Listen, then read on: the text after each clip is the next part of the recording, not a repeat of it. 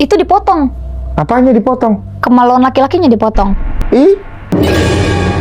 Apa? Jadi kalau dari secara medis, memang itu tuh ada pembengkakan yang abang bilang tadi, ada Iya. pembengkakan karena kemaluan perempuan itu dia kram. Kram. Ya, kemaluan perempuan ini kram. Kram. Terus habis itu karena si laki-lakinya posisinya sih bang, karena posisinya laki-laki di bawah, Iya.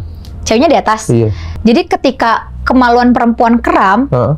dan kemaluan laki-lakinya itu masih Iya. posisi di dalam, Heeh. itu nggak bisa lepas karena posisinya itu nggak bisa melepas si laki-lakinya. Masuk udah kebayang Paham, belum? paham. Cuma kan dia bisa balik badan gitu. Nah itu kena Balik badan, nah, itu nggak- posisi laki-laki di atas kan dia bisa tarik kan. itu yang kenapa bisa nggak bisa sampai lepas karena mungkin dia udah terlalu lama kah atau gimana, dan memang si kondisi kemaluan perempuannya ini dia tuh kram dan ada sampai kayak pembengkakan di area vaginanya, itu sampai memecahkan kayak pembuluh darahnya. Dan karena si kemaluan perempuan ini kram, kan kemaluan laki-laki kan ada di dalam, Iya. kayak nyamber ke setrum gitu loh bang, ke badan laki-lakinya. Kenapa? Kalau dari rekam medisnya kenapa nggak bisa dilepas? Karena kemaluan laki-lakinya pun ikut kram karena si perempuannya ini. Gitu. Soalnya ini kejadian kayak gini kan langka soalnya kan. Kayak gitu. Makanya kalau dari rekam medisnya kayak gitu bang. Terus pas sampai di rumah sakit pun nggak bisa, tetap nggak bisa lepas dari si keduanya itu, nggak bisa lepas, tetap masih kayak gitu. Sampai diotopsi Iya. baru lepas itu. Enggak, itu dipotong.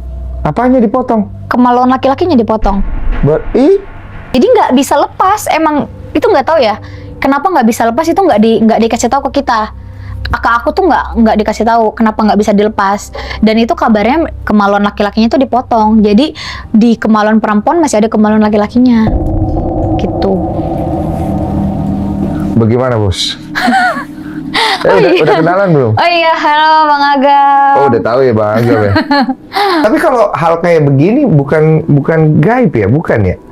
Iya, Jatuhnya- kalau kita udah tahu secara nalar logika manusia itu udah ada rekam medisnya segala macem yang memang udah ada yang bisa mengakibatkan, karena kan si pembuluh darahnya itu dia ada pembengkakan.